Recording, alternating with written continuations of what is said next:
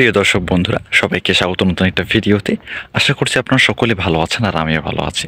প্রিয় দর্শক বন্ধুরা, আজকে আমরা যে বিষয় নিয়ে কথা বলবো সেটি হচ্ছে যে ভেড়ি প্রজনন এবং গর্ভ অবস্থায় তার কি পরিচর্যা করতে হবে, এটা আমরা অনেকে জানি না।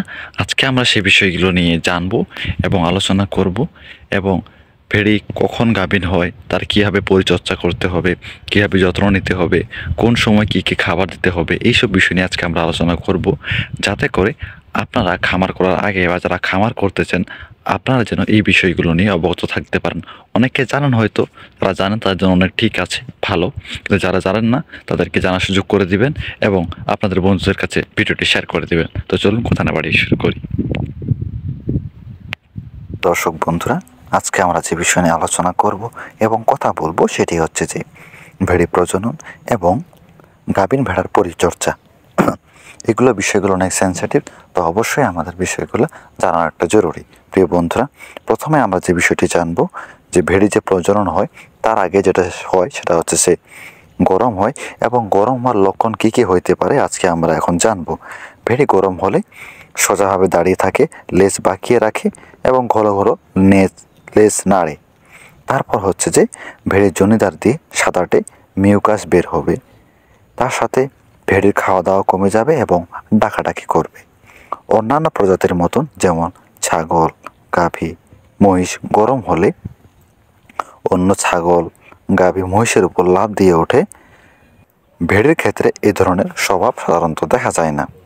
তো আপনারা জানতে পারলেন যে আসলে ভেড়ি গরম হলে কি লক্ষণ দেখা দেয় বা তারা কি লক্ষণগুলো প্রকাশ করে, যার মাধ্যমে আপনি বুঝতে পারবেন যে আপনার ভেড়ি হিটে আসছে বা গরম হয়েছে। ভেড়ি গরম থাকার সময় 20 থেকে 36 ঘন্টা, উক্ত সময়ের মধ্যে ভেড়িকে পাল না দিলে ভেড়ি বারবার গরম হতে পারে।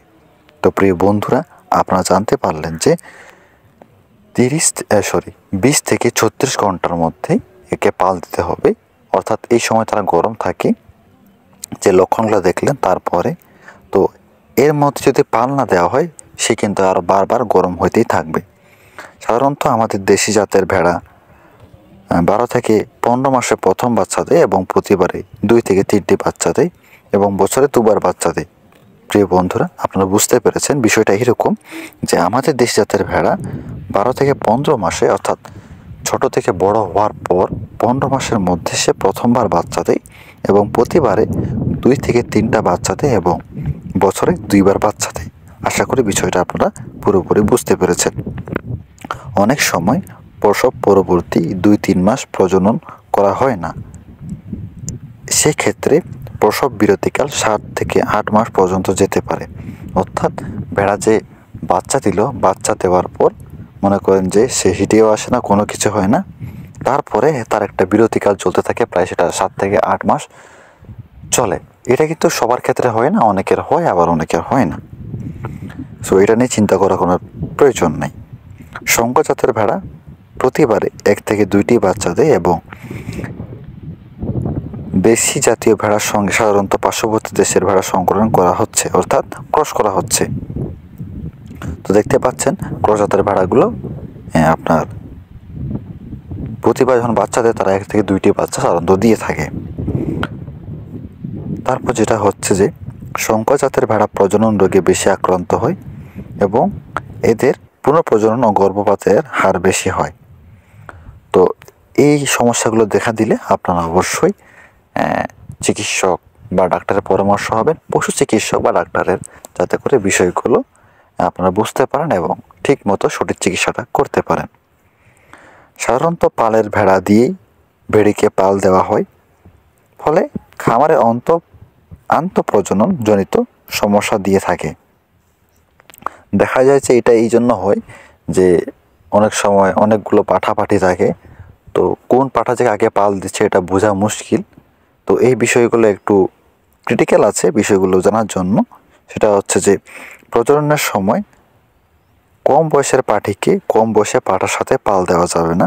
যদি পাল দেওয়া হয় তখন এই ধরনের ভেড়ির বাচ্চার মৃত্যুর হার বেশি থাকে। এই যে বললাম অনেকগুলো পাঠা থাকে, পাঠি থাকে, দেখা যায় যে একটা কম বয়সী ভেড়ে আছে, তাকে যদি কম বয়সী পাঠার সাথে পাল দেওয়া হয় দেখা যায় যে তার বাচ্চাটি মারা যাওয়ার সম্ভাবনা বেশি থাকে।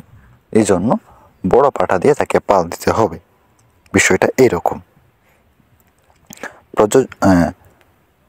প্রজননের জন্য পুষ্টিকর খাদ্য প্রয়োজন, বিশেষ করে গর্ভধারণের শেষ 2 মাসে যখন গর্ভস্থ বাচ্চা দ্রুত বৃদ্ধি পায় তখন গর্ভবতী মায়ের প্রচুর পুষ্টি খাদ্য সরবরাহ করতে হবে।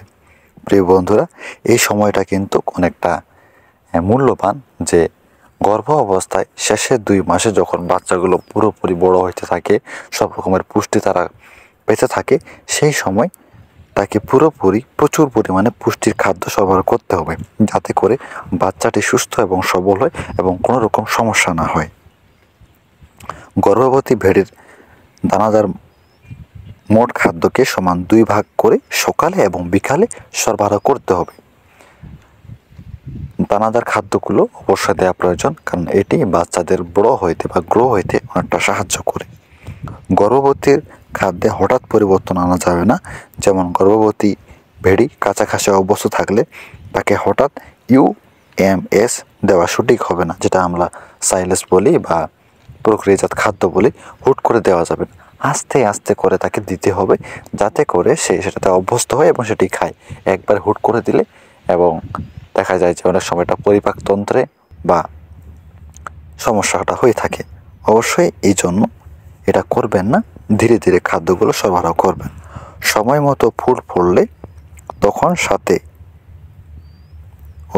বাচ্চা দেওয়ার পর যে ভেড়ির যে ফুলটা পড়ে সেটি পড়ে গেলে সাথে সাথে মাটিতে পুঁতে ফেলার চেষ্টা করবেন।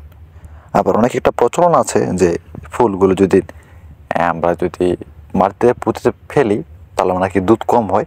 তার জন্য অনেকে বলে, মুরব্বীগণ বলে আগেকার, যে এটা নদীতে ফেলতে তাহলে যে ভেড়িটার বাচ্চা দিয়েছে তার দুধ ভরপুর থাকে এবং কোনো রকম দুধের সংকট হয় না। এটা প্রাচীন প্রচলন আর কি। যাই বা হোক, প্রিয় দর্শক বন্ধুরা, আজকের ভিডিও এখানে শেষ করছি। আশা করছি আপনাদের ভালো লাগছে। ভুল হলে ক্ষমা দৃষ্টিতে দেখবেন। দেখা হচ্ছে নতুন ভিডিওতে নতুন বিষয় নিয়ে। ভালো থাকবেন। ধন্যবাদ।